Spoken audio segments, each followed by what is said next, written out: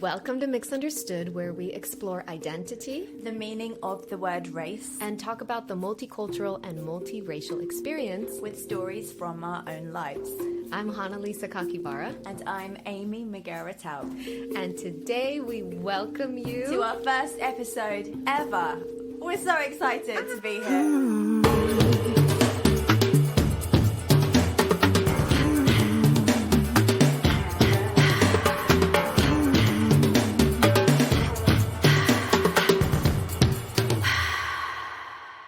So let's start off with 3 fun facts about each other so that you can get to know us a bit better.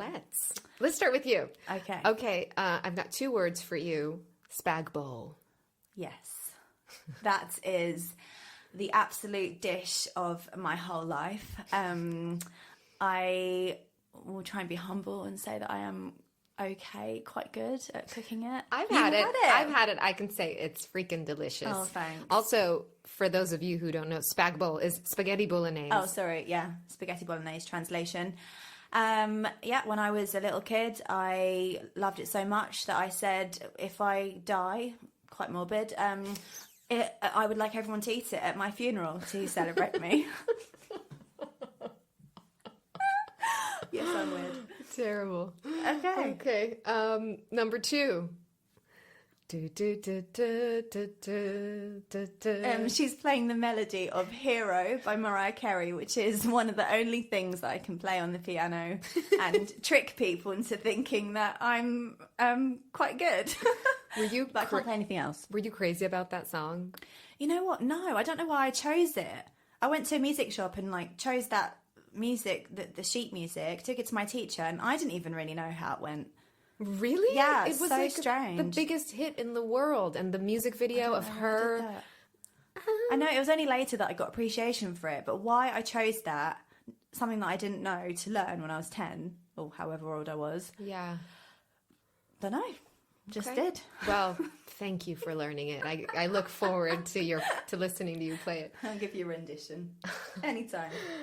Number 3 is I'm a new mum. Yeah, I have a little baby girl, and her name's Aurora, and she's just the best thing ever. Yeah, I'm so grateful for her. She's so delicious. She's so she's like a little marshmallow. She is, yeah. Doing new things every day. Yes. Okay, over to you, Hannah Lee. Okay.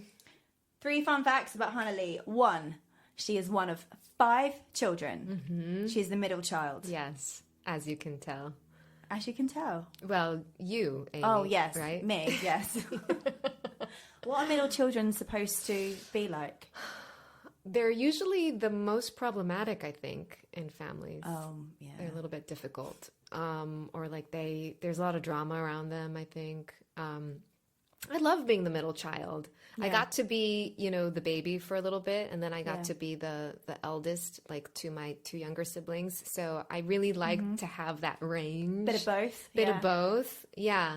And especially I liked being when I was the older one. I liked that. So, the ruling the roost. The ruling, yeah. Okay, number 2, you talk in your sleep. I talk in my sleep. About what? Well, growing up, it was a lot of screaming and crying. What? Randomly. I know, it was really freaky. And I shared a room with my sisters, and they did not like it. It would really... I would just suddenly I wasn't even having a nightmare. I just would suddenly scream in my sleep, and my sister would wake me up like, "Are you okay?" And I'd be like, "Yeah, I'm fine." And these days it's more like just casual domestic talk. Like, did you... Domestic talk. Yeah, I don't know, did you turn off the light, or things random things like that I'll say to my husband, and he'll be like, the light's off, and I'll be like, no, it's still on. Just weird. Oh my gosh. So does he know the difference as to whether you're sleep talking or... Well, no, because the other day I pranked him, and I said to him, "Did you walk the dog?" And I was awake, and then I could see that he was like, "There she goes again." I would totally do that. And then number 3, you got stuck on a roller coaster. I did when I was 12. I think it's very telling because sometimes I can suffer for the sake of being polite. I couldn't get the seatbelt off. And then I kind of tried to get the attention of the guy that was running the ride, and he didn't really see me, and I was like, okay, I guess I'll just go on it again. I ended up doing 3 rounds, and then I was like, I really need to get off now. And and then I did, and and I threw up like for about 2 days straight. Oh, Holly, I'm so sorry that happened. Terrible. Oh my God, I can't believe you did that so many times. I think some people would find that they would think that was lucky to be stuck on a roller coaster for 3 times. Yeah, some people. Not me. Yeah. No.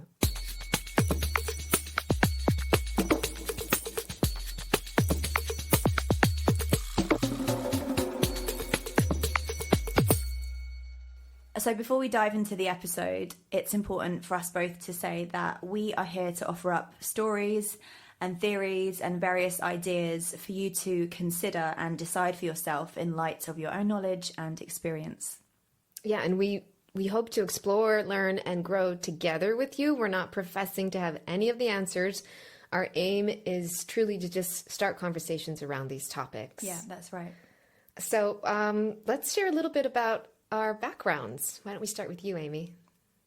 Yeah, okay. So my parents, my mum is Indian from Punjab, and my dad is English and Scottish, so he's white. I was born and raised in the UK, and now I live in LA, and I am an actress and a voiceover artist. Over to you. I was born and raised in Israel. My mother's Australian. My dad was Japanese. And then I moved to the States, living in LA now. I'm an actor, dancer. I do improv. And so both of us are third culture kids. Okay. Please explain what a third culture kid is. So Google says a third culture kid is a child who grows up in a culture different from the one in which his or her parents grew up. The third culture is influenced both by their parents' culture and the culture in which they are raised. So the third culture is basically the combo culture of all of the cultures. David C. Pollock, actually, who was an American sociologist, author, and speaker known for his experience on the third culture kids, wrote, "A third culture kid is a person who has spent a significant part of his or her developmental years outside the parents' culture.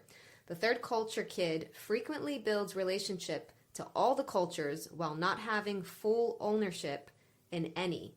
Although elements from each culture may be assimilated into the third culture kid's life experience, the sense of belonging is in relationship to others of similar backgrounds." Yes, that is me all over. Feeling that. And I feel like when we met each other, we probably saw that in each other as well. Well, we definitely did, because it's come up in conversation so many times. And I feel like it's a real key part of us bonding. And hence why we wanted to do this podcast today, because it's something that we feel very passionately about, growing up between these 2 distinct cultures, or maybe even more distinct cultures, and developing our own culture. Yeah, I mean, I personally, my whole life has struggled with my identity, never quite knowing where I belong. And, this is a really common phenomena amongst mixed people.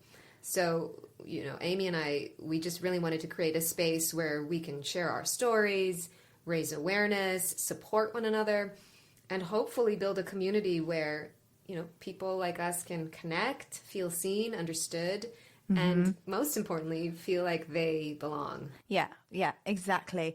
And I think my reasons for wanting to do this, exactly that. I think it's really important to feel listened to your own stories of what you've been through. But when I was finishing university for my dissertation piece, so I did a practical dissertation because I did performing arts. I don't know why I say it like that, but yeah, I was doing actually not very well at university, and then the third year I kind of managed to just do much better, because I did something I was very passionate about, which was the experience of being mixed race. And I did a lot of research, I read a lot of books, and I interviewed a lot of my friends who were also from mixed cultural backgrounds as well, because I realized that I wasn't alone in my confusion growing up and my struggle to find my identity. And ever since then, it's just been something that's never left me. I've always wanted to shine a light on this topic even more, because I think that this is essentially our future. You know, there are more interracial marriages happening. It is our future. Actually, I found online here from the Washington Post, written October 8th, 2021 by Sylvia Foster Frau, Ted Melanick, and Adrian Blanco. It says, multiracial populations increased faster than any single race across the U.S. in the last census. Gains were highest in major metro areas, but the number of people identifying as multiracial also tripled in non-metro areas. It continues to say, more than 33 million Americans, about 1 in 10, identify as being of 2 or more races, a number that grew by nearly 25 million people in the past decade, according to the 2020 census. Multiracial people span all different combinations of races and ethnicities and make up the fastest growing demographic in the country. Talking about this year's census, from census.gov, this is written on the 1st of June 2023 and written by Brittany Rico, Paul Jacobs and Ali Koritz. The multiracial population increased for every age category by over 164%. The 18 to 44 age category had the largest numeric increase, over 9 million, growing by 300%. Yeah, so, our world is changing, times are changing, and we've come a long way, but we still live in a racialized society, and we lack tolerance and understanding around how we talk about these things and how we treat people. Absolutely, and that's another reason why we're doing this podcast, because this is the future, as we can tell by these numbers, and also we want to raise awareness. There's another part here from the Washington Post article that says, it's hard to predict what this growth is going to do. I do not believe it's going to make our society more racially tolerant, says Reginald Daniel, a University of California at Santa Barbara sociology professor who identifies as multiracial but is often perceived as Black. He continues to say, but it is going to require a remaking of the way people think about race and the racial boundaries in our communities. Yeah, I find that interesting that he says that. Yeah, that we shouldn't let our guard down, basically, and say, oh, it's the fastest growing population, therefore we don't need to worry about anything, we don't need to shine a light on anything. Yeah. It's like, no, we still need to take a lot of responsibility and focus on making real change.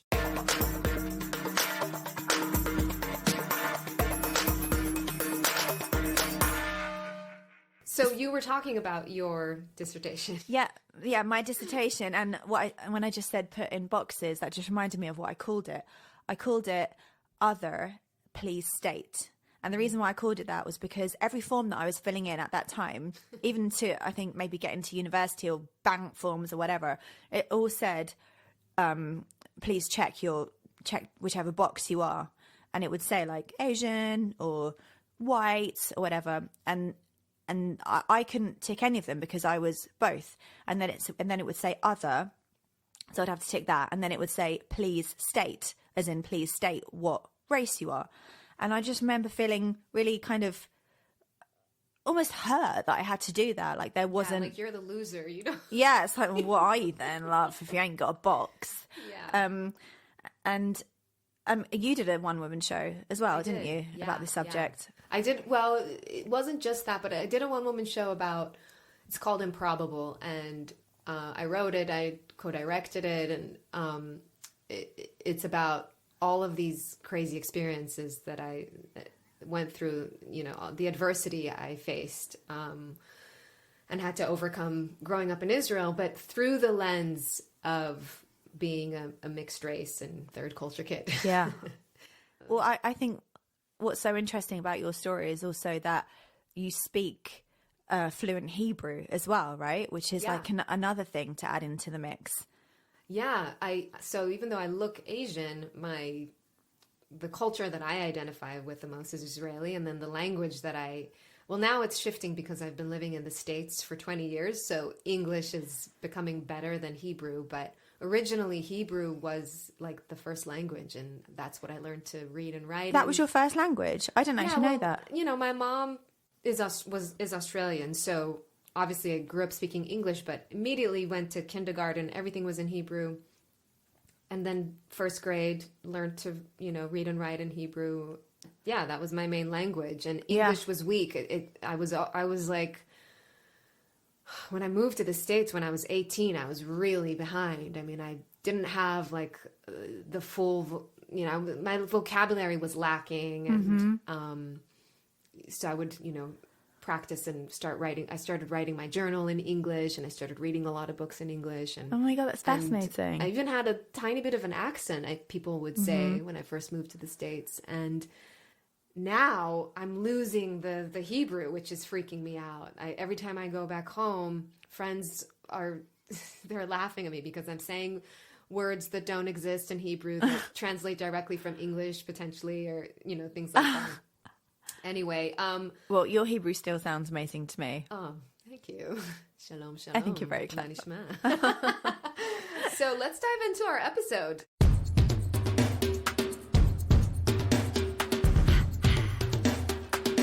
So we're just going to start off with a couple of quotes about names. The first one is from Othello by Shakespeare. Good name in man and woman is the immediate jewel of their souls. I love that. I got one for you from Dale Carnegie. Names are the sweetest and most important sound in any language. And this is from Charlotte Bronte. I liked my name pronounced by your lips in a grateful, happy accent. Amy. Thank you, Hannah. And I got one more for you. What's in a name? That which we call a rose by any other name would smell as sweet. Shakespeare as well.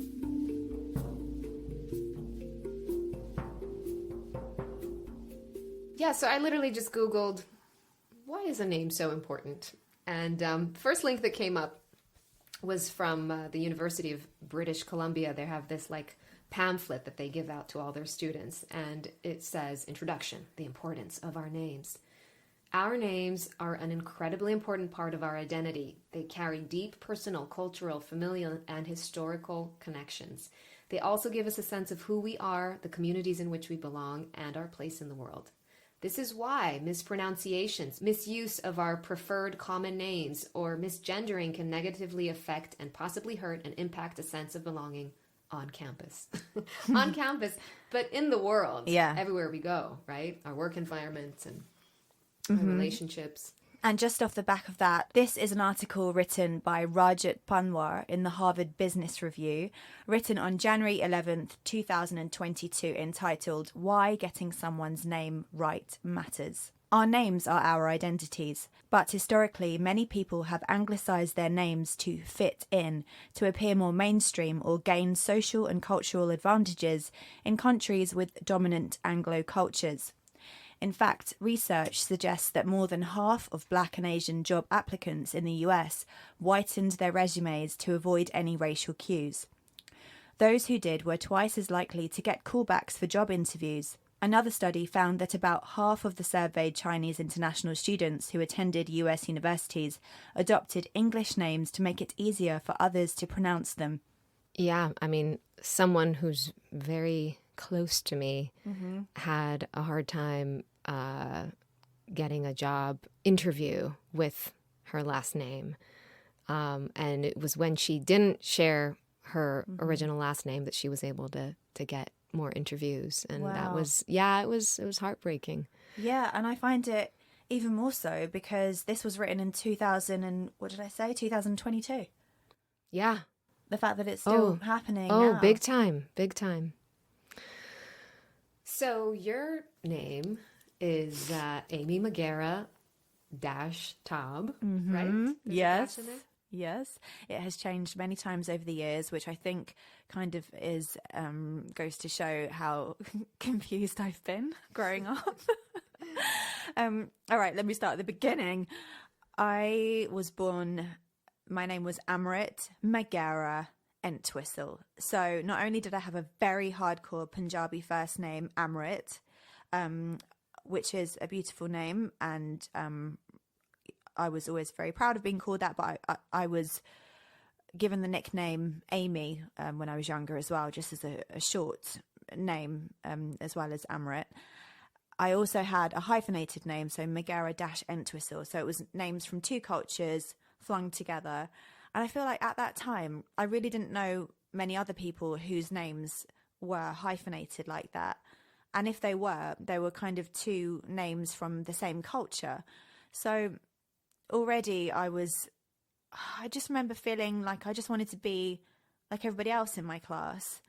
And I had a name tag. Obviously when you're a kid and you're learning to write, you don't know how to spell your name. So you get given a piece of card with your name on it.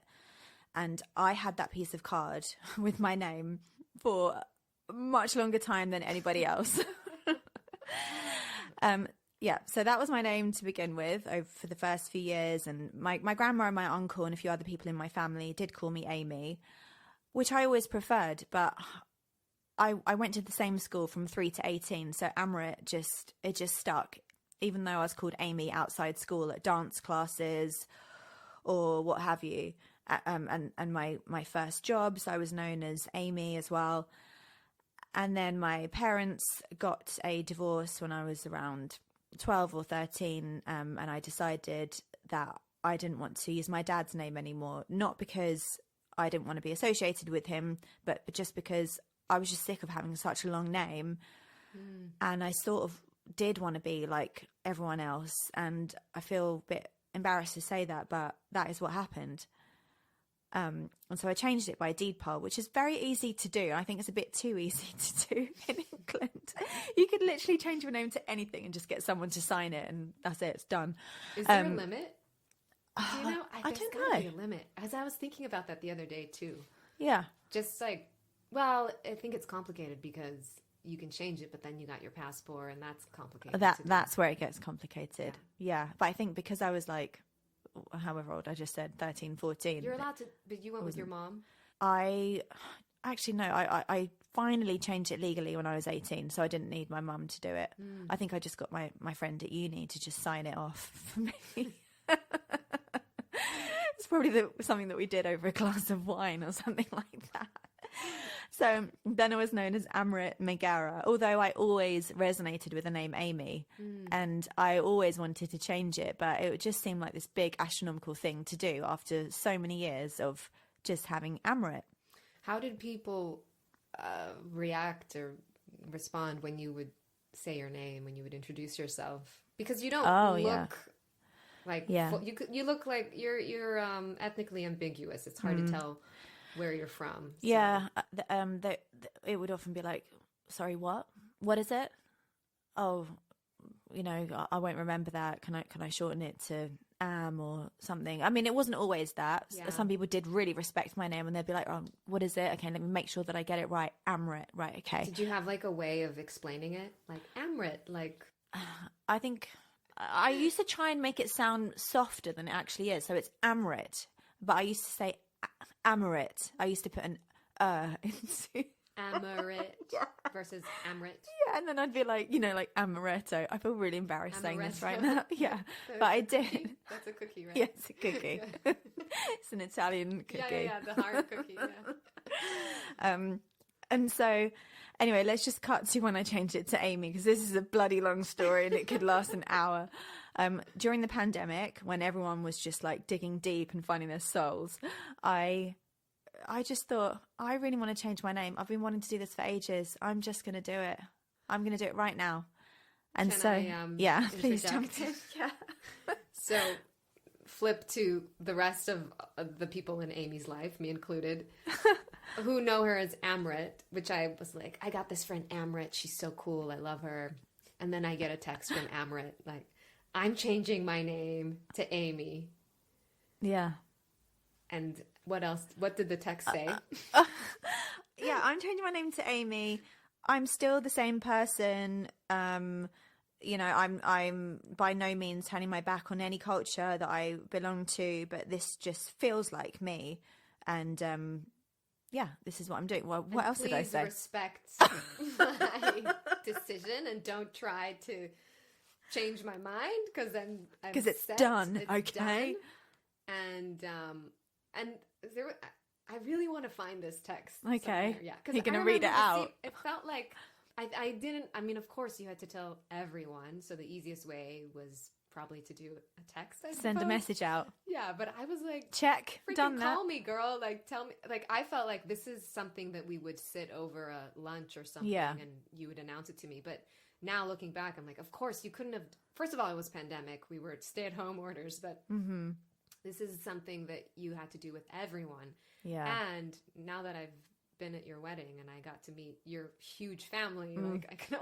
There were a lot of them. A lot of people you had to, you know. So, but yeah, I was. It was an earthquake. It was a little earthquake for me when you sent that, because I was like, I can't call her Amy. What? No, she's Amrit. Yeah, it's done. I love Amrit. And Amy's some other person. I don't know who it is. I need to get to know her.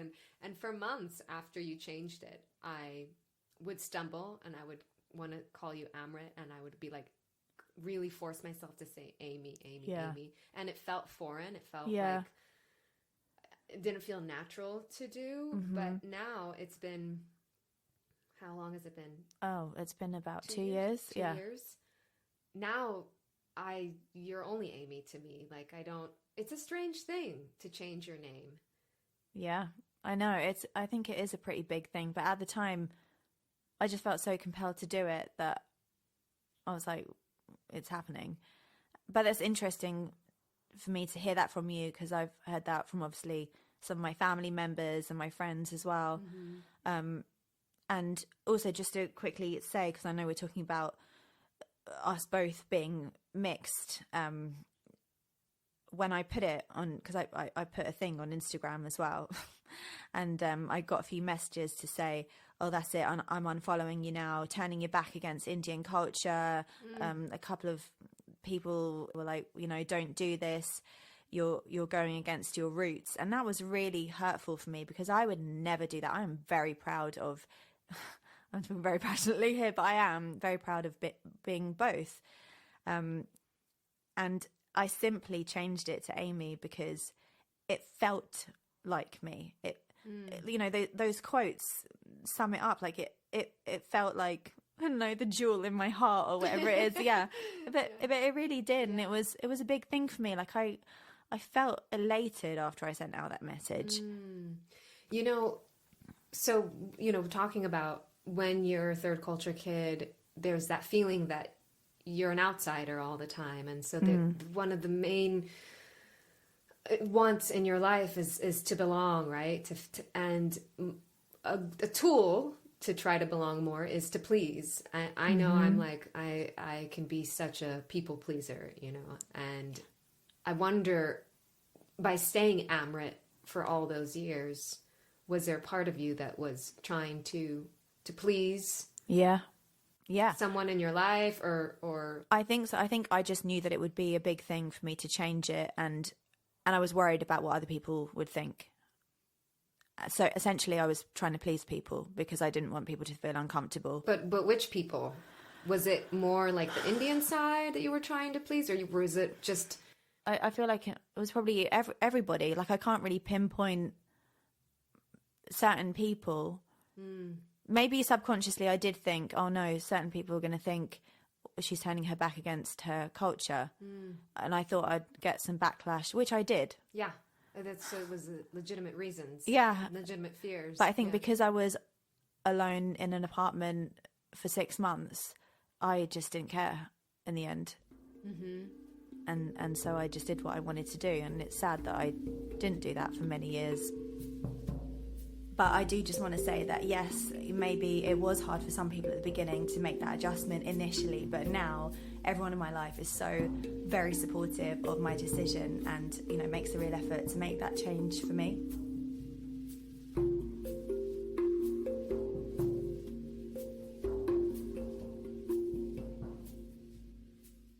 Anyway, over to you, because I know that you changed a variation of your name as well. So actually, there's a little segment from my one-woman show that... which is amazing. Which shows a little bit of my name and what it was like going to school in Israel with the name Chana Lisa Kakibara. Should I play it for you real quick? Okay. Please. איציק מזרחי. מיכאל יחימוביץ'. Hannah. Why is everybody laughing? It's Hannah Sakakibara. My last name is Sakakibara. Did you know that in Japan, Sakakibara means sacred tree in field? In Israel, Sakakibara means, well, Sak means bag, and kaki means poop, and bara means created by God. But I still have my first name, Hannah Lee. Well, not really, because every time I introduce myself as Hannah Lee, somebody would say, "Oh, are you related to Bruce Lee?" No, anyway, it's better that I just went by Hannah.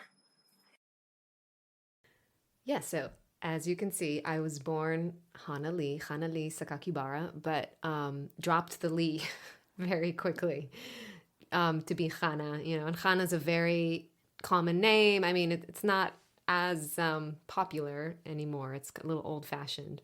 But Hannah, and also the Cha, that was like, guys, I'm one of you. Come on, I even have a Cha sound in my name, and I say it perfectly. So, it felt good to be Hannah.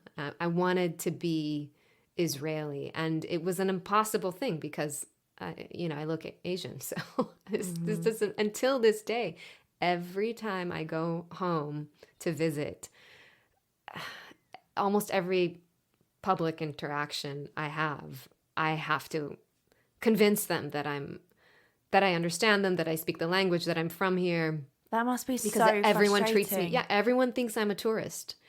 And then, if I go to a restaurant and I order in Hebrew, it's just at this point I kind of laugh about it. And growing up, my friends said, you need to have like a little tape recorder with you and just play it before You'd be saying the same thing. Every interaction, because you're explaining yourself all day. But anyway, when I moved to New York when I was 18 to study dance at Elvin Ailey,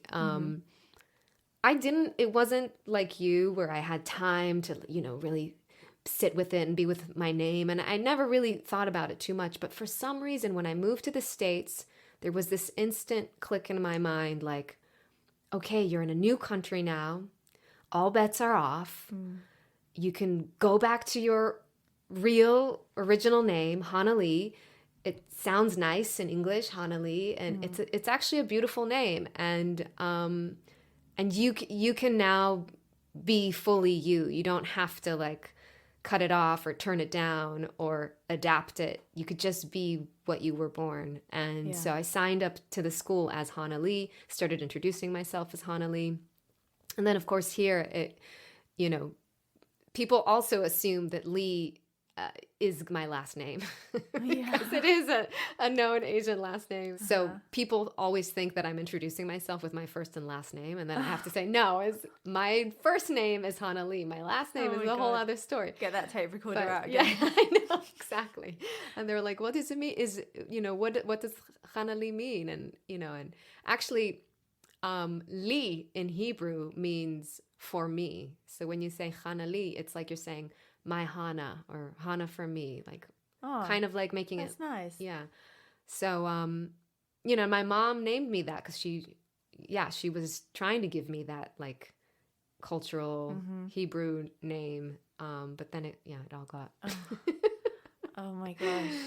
Yeah, I think when we don't fit into boxes, it can cause confusion for some people. And when I got married, my husband's name is Matthias Kunzli, and I was just thinking, oh man, I'm gonna be Hannah Lee Kunzli now. It's gonna kind of be silly, but okay. But I love him. I'm willing here, and he, he's very supportive progressive kind of guy. And he immediately said two things. He was like, number one, like, why would you give up Sakakibara? That's such a freaking cool last name. It is.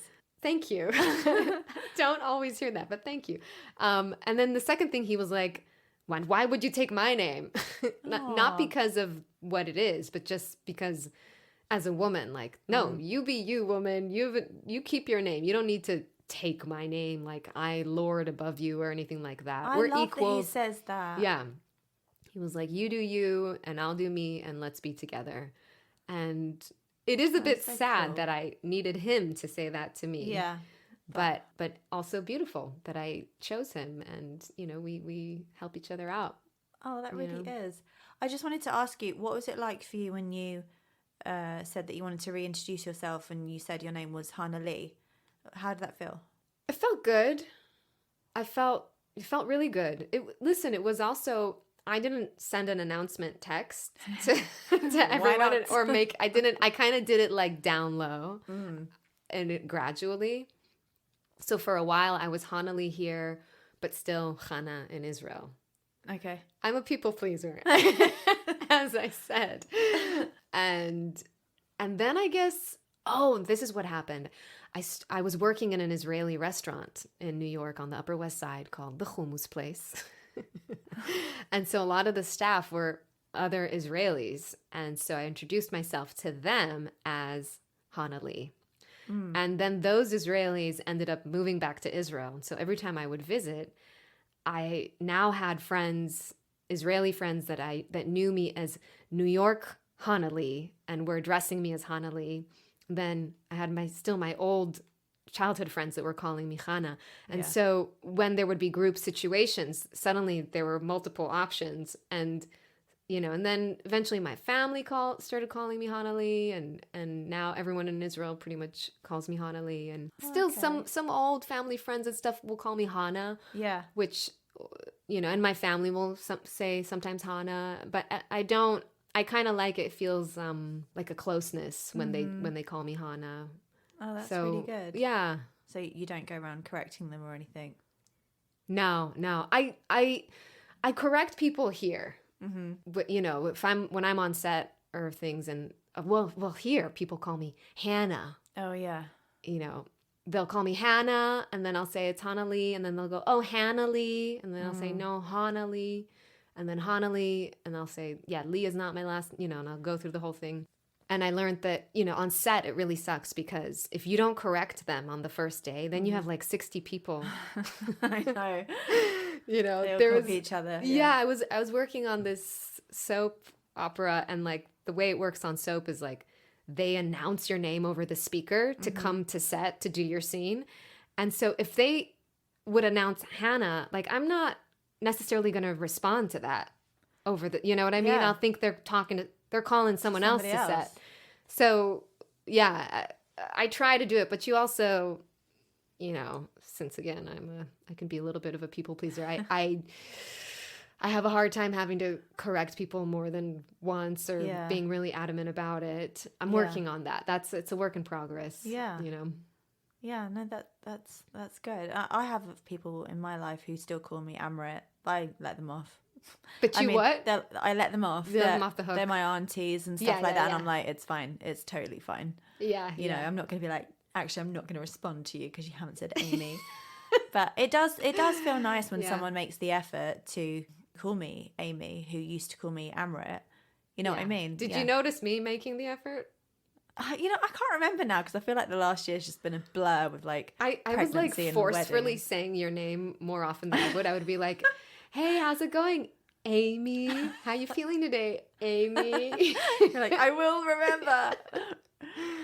So it's appreciated. So those are our name stories. What do we get from it? Obviously there's a lot of, for me there was a lot of shame, wanting to belong. I was embarrassed by my last name. I was by my full name, Sakakibara, it's like in Japan it's a very common name. There's Sakakibaras everywhere. In Israel we were the only Sakakibaras.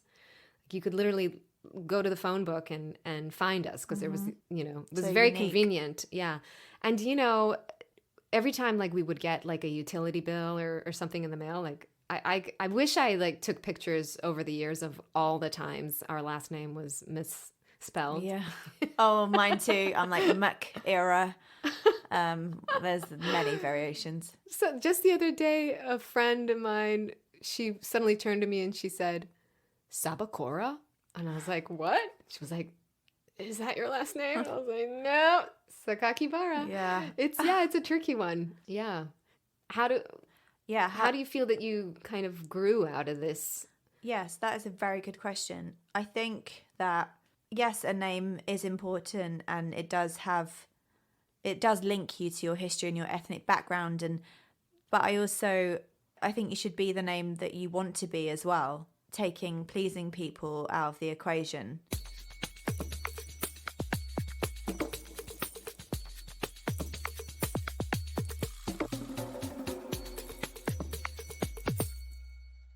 Did you play Barbies growing up? Yeah, but I didn't have many. Did you name them when you played with them? No, I don't think I did. Because I had a thing, because growing up, it was like, America, land of the great. Yeah. And I also wanted to be blonde. Oh, I think I did too. You did used too? to watch Supergirl. Wanted to be her. Yeah. Oh, I didn't watch that. I don't know if we had that show in Israel, but I wanted to be blonde. I actually, I have a picture of a kindergarten drawing I made, and it's of the blonde, blue-eyed girl. Oh. And when I brought it home, they asked me who it is, and I said, it's me. Oh. I know, it was so sad. But I wanted to be blonde with blue eyes, and when I played with Barbies, I would always call my Barbie Cindy, I think. Cindy. Yeah. Well, there was a Cindy That was doll. her name, yeah. too. I had that doll, Oh, okay. I think, yeah. But in my mind, Cindy was like the ultimate name. It was like the name of the woman. I'm talking about brainwash, right? What they did to us with Barbies and women's images and everything. But I thought that's the name. If you're going to have a name, it's going to be Cindy. Cindy, yeah. That's like, it's glamorous, it's powerful, it's feminine, it's this freaking Barbie. Yep. You know, it's everything that I like was, it was like the opposite of me, it felt like. Yeah. Yeah. I know. Well, that just goes to show what we were exposed to at the time, because I was the same. Wanted the blonde hair and blue eyes, and I remember telling a girl that I met when I was 8 that my name was Caroline. You said that? Yeah. Yes, I did. I did that on more than one occasion. Seriously? Uh-huh. Did you wing it the first time, or did you meditate on it before? Did it just like, where did I don't Caroline know where it come came from? It just sort of blurted it out, I think. That was like the, quintessential English name. I was like, yeah, I'll be called Caroline to this person.